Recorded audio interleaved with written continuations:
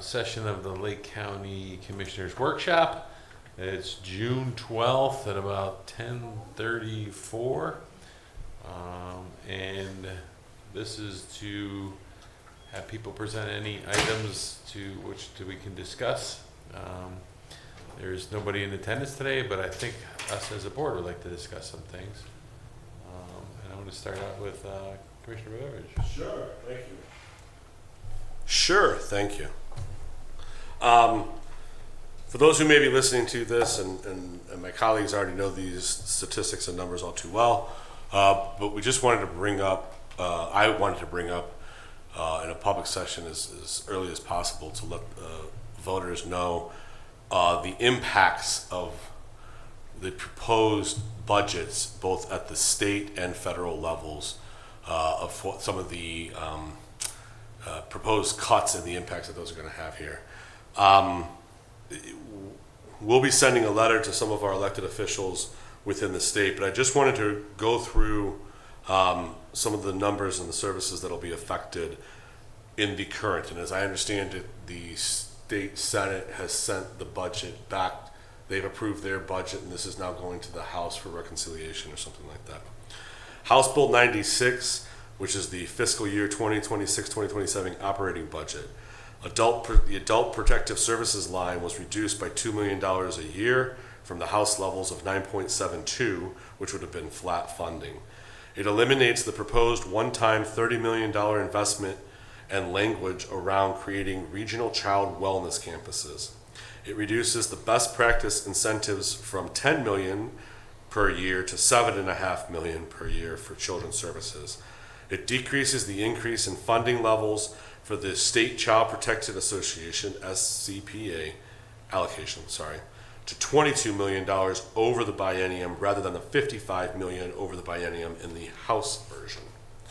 It reduces the increase in indigent defense reimbursement funding, the House proposal, by $21.75 million each fiscal year, which will result in an expected 80% reimbursement.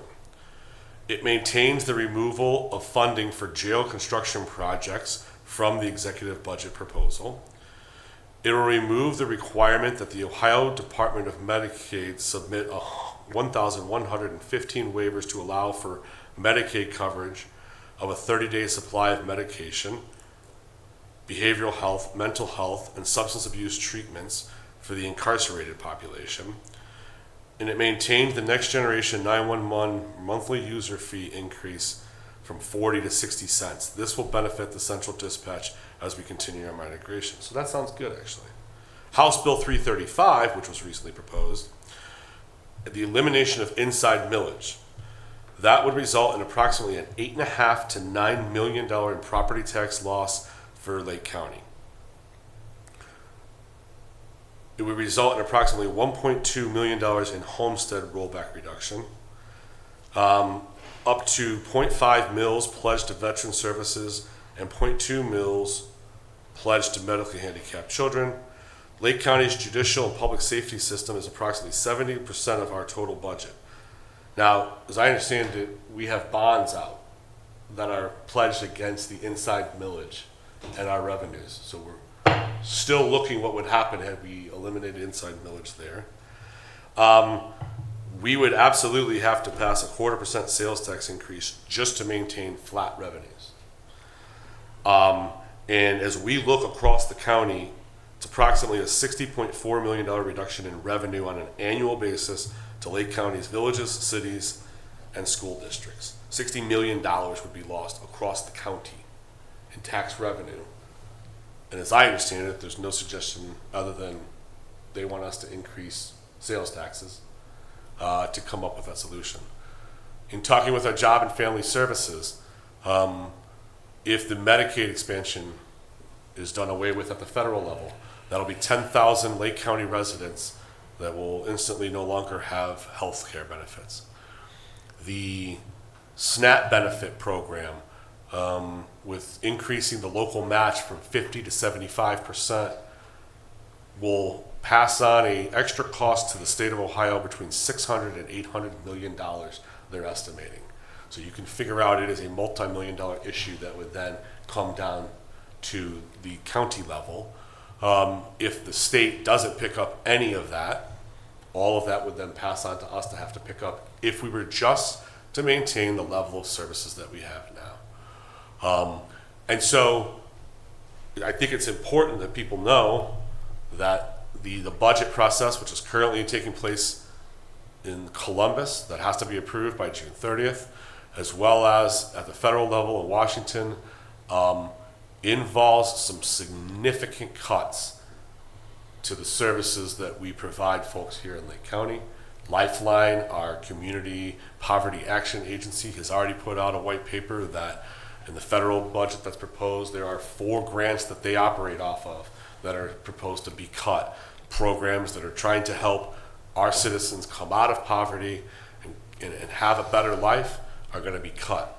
And so as difficult as budgeting for county services is on a good day, the 5.5 months that I've been on this job, the folks that I've talked to are terrified, and it is absolute chaos for them to try and move forward with these proposed cuts and figuring out how to help the folks here in Lake County. So if this is disappointing to you, feel free to give your local representatives in Columbus and Washington a phone call to express your displeasure.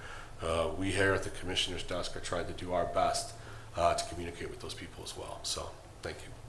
I completely agree with your sentiment. I don't know if we know the true effect of what it's going to do on local cities and villages when they depend on that inside millage, especially to pay their police and fire departments.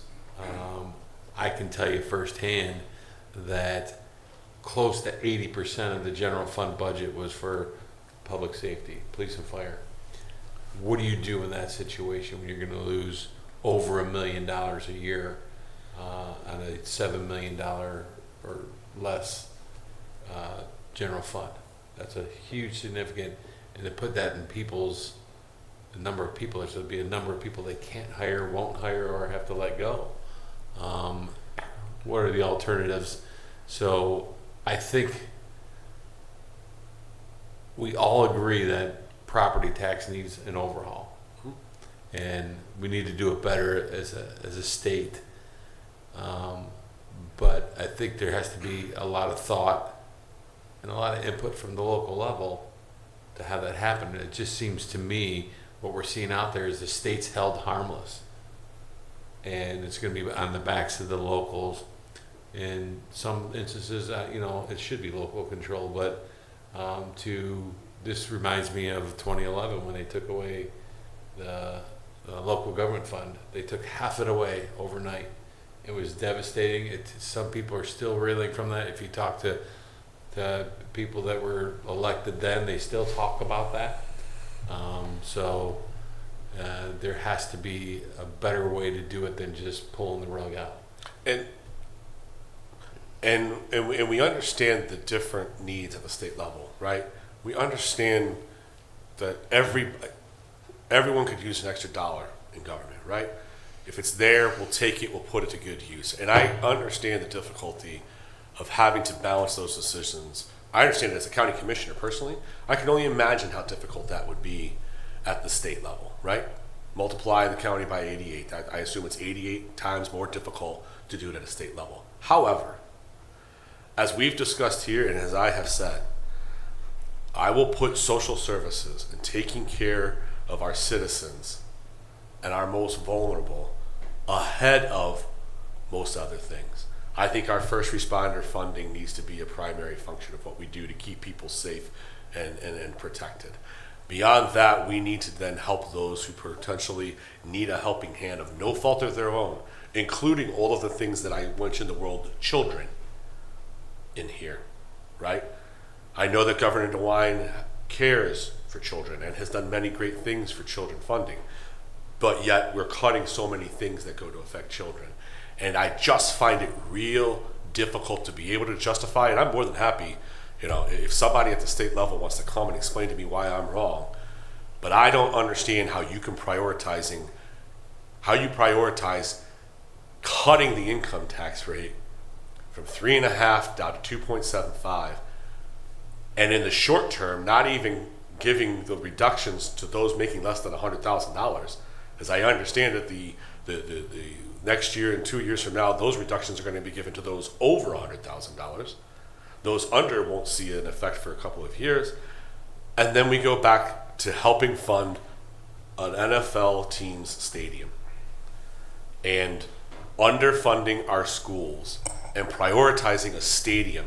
And I'm here to tell you, I've had conversations that the proposals that the Browns have put out to make this math work assumes that they're sold out for the next 30 years. Now, I don't need to explain football in Northeast Ohio to you to understand that we haven't had a consistently winning team in Cleveland in a fairly long time. And to think that you're going to sell out a stadium for 30 years, you don't even know what football is going to look like in 30 years, right? We may do away with helmets. We may have flag football professional in 30 years. I don't know. But to base your forecasts off of a 30-year sellout and to expect hundreds of millions of dollars while we don't fund our schools and social service programs, somebody in Columbus has to explain to me the justification for that, and I've yet to hear the justification. So, Speaking of someone who had season tickets for 20 years, when they were 3 and 13 for many of those 20 years, I had more fun in the stands in the old stadium. I always say that it's like buying a boat, right? So it was cheap to get tickets back then, $150 a year per seat for a season ticket in the dog pound. When I left, there was I didn't have to pay them, but personal seat licenses, tickets were 4 times as much. So it's the greatest day was me giving the tickets up. The second greatest was me getting up. So, yeah. Mr. President, I would only echo and emphasize that the proposals we've seen from Columbus to deal with the very real problem of property taxes ballooning out of control are all suspiciously like John Kasich's quote-unquote balancing of the budget. There was no fiscal responsibility in Columbus. John Kasich was a big spending liberal.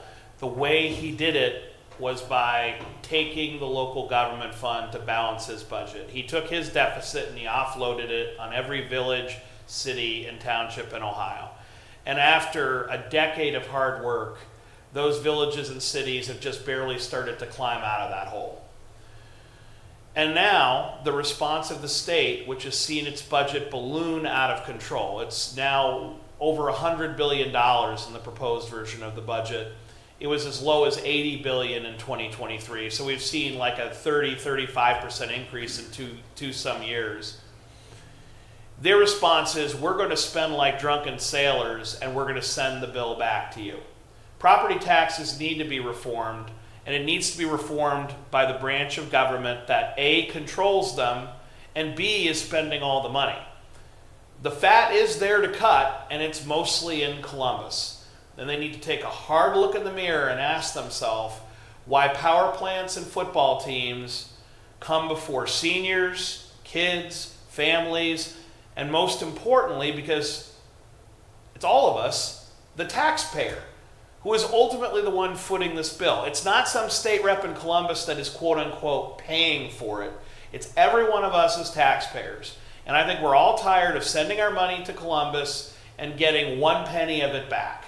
The reality is their budget is out of control. They've been irresponsible for too long. And rather than address the problem of taxing seniors out of their homes, rather than address the problem of taxing inflationary unrealized gains, they say, let's take a chunk out of every city, village, township, and school district in Ohio. Stop complaining to us. I can't help but think the motivation isn't even to solve the problem. I can't help but think the motivation is more than to simply pass the buck, which is bad enough, because you should take responsibility and get her done. I almost think that House Bill 335 is an attempt to punish the local elected officials who've been reaching out to Columbus and saying, hey, our residents can't afford this. I almost feel like this is Columbus's way of saying, don't you dare ask for any help from us or we'll make it worse. And I gotta tell you, I don't think that the average Jane and Joe taxpayer is going to sit well with this when their kids won't have a football team because there's not enough funding for them to play so that people can go sit in Brook Park.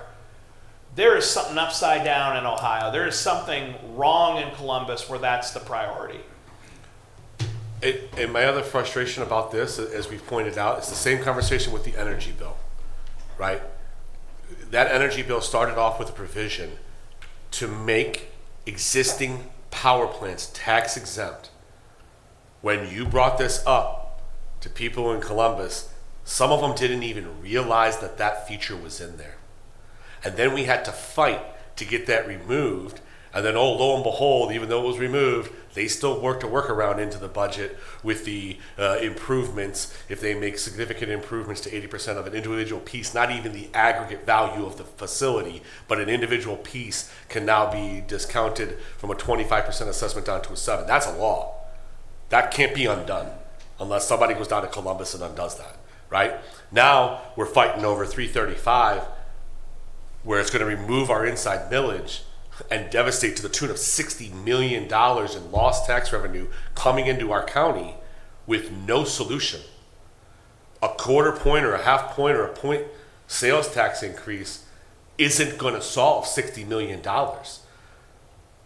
And I don't, John, you know, are cities allowed to collect sales tax revenue? Are school districts allowed to collect sales tax revenue? No. No. When Columbus is bragging about cutting income taxes, they're trying to force local government to raise them. That's a shell game. It's rearranging chairs in the deck of the Titanic. And so we have to scream at the top of our lungs and fight against, and even when we mentioned this in 335, well, there's some things in there that might be not that great that we negotiate on. If the three of us have to waste our time correcting obvious attacks against local government and suicide pills that will obviously hurt us, we're not working on the other good stuff that we need to do. When all of our focus has to be on educating the public that this is the damage that this is going to do, that's your government, that's your Columbus state representatives, this is the damage and the harm that it's going to cause your local community, then we're not working on the projects here in the local community to make them better, which is, I think, what we tried to do. I didn't run for office and to become a county commissioner to fight with Columbus every day. But we can't get anything else done because every conversation starts and comes back to, well, what about House Bill 335? What about the proposed inside millage? We can't do anything. The next month is wasted because nobody can plan for anything in government because we don't know if there's no longer going to be inside millage. And so that's the other unfortunate side of this is that if state lawmakers want to throw out crazy, dumb ideas, and we got to waste our time fighting it. It's just we're wasting our time here to fight against something that is so blatantly obvious against the best interests of this county. And if I'm wrong, then please somebody give me a call and explain to me how what I'm missing. So, sorry. I agree 100% with that statement because, as you both know, I'm an advocate for workforce development and getting kids trained in high school and having school systems work together, having worked with Lakeland Community College, having worked with Auburn Career Center, have a path for these kids. And I know your work with the nonprofits and the same thing. That helps this county immensely. We have cities and places that give tax breaks to many companies, only to be 15 years later for those companies to look elsewhere to get that same tax break somewhere else. For their bottom dollar. So if we produce workers here, if we have power, water, sewer, we can have those people show up here because we have what they need. They now need us, is how I view that. But to focus on that now, to work with school systems now, they all look at you like, let's wait and see what happens. We don't know if we'll be able to do any of this. Right. And that just takes us back years and years and years. And it's devastating to run for this job, take on those tasks, and we all have our niche. We all have the people, the things we want to see forward, and they're all good things. And Yeah, now we don't know if we can do it. those schools' calendar years, they work now. Yeah? They do the work over the summer to get ready for the next school year. If they're paralyzed by the state government not knowing what's going to happen, you lost a school year. That's one whole school year. Guess what? You're going to try it? Come back to me in June next year because the window's closed. This is why you see the most successful states have seriously, truly part-time state legislatures, so they can't constantly amend the law, upset apple carts with crazy ideas. You save money because you're not paying a bunch of wannabe Congress people full salaries. You save grief because, frankly, you give government more time to make more laws, more regulations, it causes problems.